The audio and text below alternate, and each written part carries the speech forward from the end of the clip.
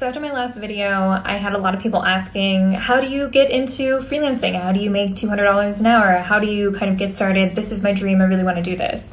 And if you're just getting started, I have a lot of freelance resources here on TikTok. I have a lot of videos about setting your rate, getting started. I share experiences of my first clients, my first jobs, to kind of give you a little bit of a sense of how you get started. I also created a free guide on my website, amysuda.com, about freelancing 101 that literally lists all the blog posts, all the resources, all of the things that I've kind of collected all in one spot with different phases of how to get started as a freelancer. I also wanted to address people's comments saying Upwork and Fiverr are oversaturated. These marketplaces aren't a good place to get started. I don't think that's true. So if you're having a hard time on Upwork, first of all, I think you should be on Upwork, not Fiverr, because I'll make another video about that, but I think Upwork is way better. But if you're having a hard time getting jobs from freelance marketplaces, chances are you just need to get way more specific on your niche.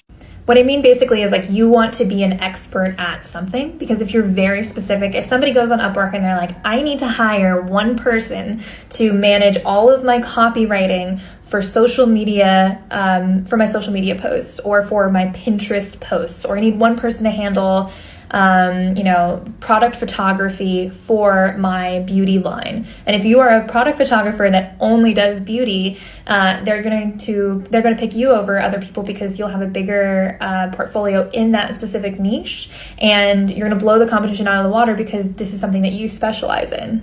If you go on Upwork, you'll find that some of the top earners, people who've made $100,000, $500,000, $1 million, focus in a really specific niche, like construction, like writing for construction companies.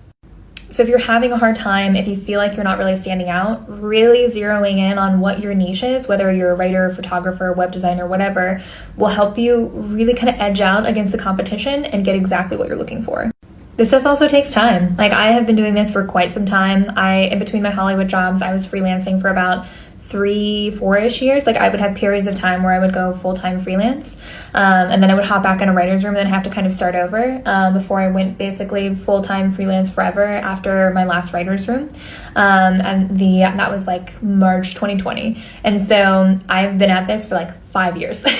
So it does take time, but that doesn't mean that you can't scale up to a livable full-time income pretty quickly. It just kind of depends on what your niche is, what your existing skill sets are, what your portfolio looks like already, and how you can kind of capitalize on what your niche is and kind of really get in there and be specific.